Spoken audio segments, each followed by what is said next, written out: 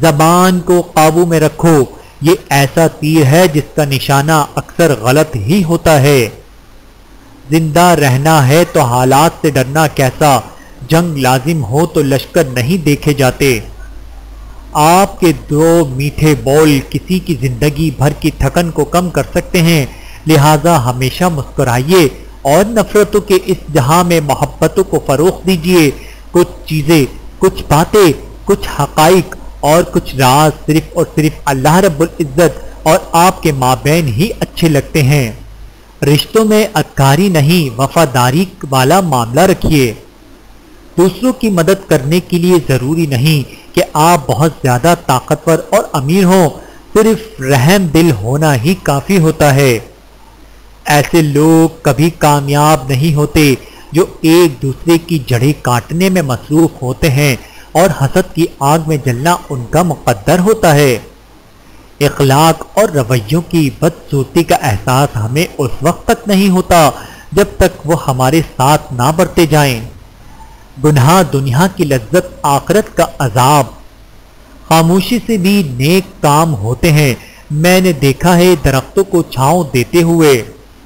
ذکر الہی جب دل کی دھڑکن اور خون کا حصہ بنتا ہے تو سارا بدن خود بخود اصلاح کی طرف چل پڑتا ہے۔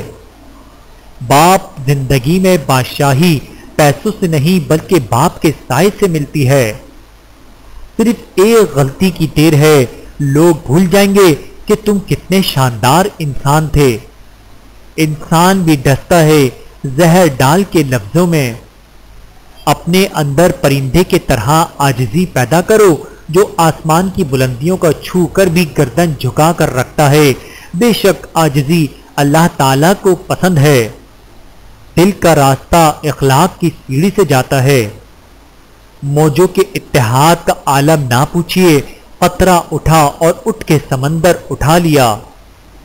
اگر اللہ نے آپ کو کسی کی مدد کے لیے قابل بنایا ہے تو یہ آپ کا کمال نہیں بلکہ اللہ کی آپ پر رحمت اور خاص کرم ہے۔ آپ لوگوں کے لیے آسانیاں کریں، اللہ پاک آپ کے لیے آسانیاں فرمائے گا۔ کسی کے گھر جاؤ تو اپنی آنکھیں قابو میں رکھو اور جب اس کے گھر سے نکلو تو زبان قابو میں رکھو تاکہ وہاں کی عزت اور راز دونوں محفوظ رہیں۔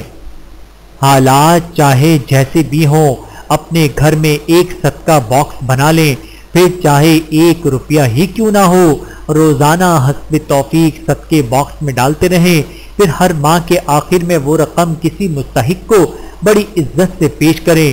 اتنی کشادگی، اتنا سکون حاصل ہوگا کہ خود حیران رہ جاؤ گے۔ یاد رکھیں، نماز کا رہ جانا ہر نقصان سے بڑا نقصان ہے۔ جڑے رہے تو ہی لگتا ہے گھر، خوشی کا نشان بکھر گئے تو یہ پتھر کے سوا کچھ بھی نہیں۔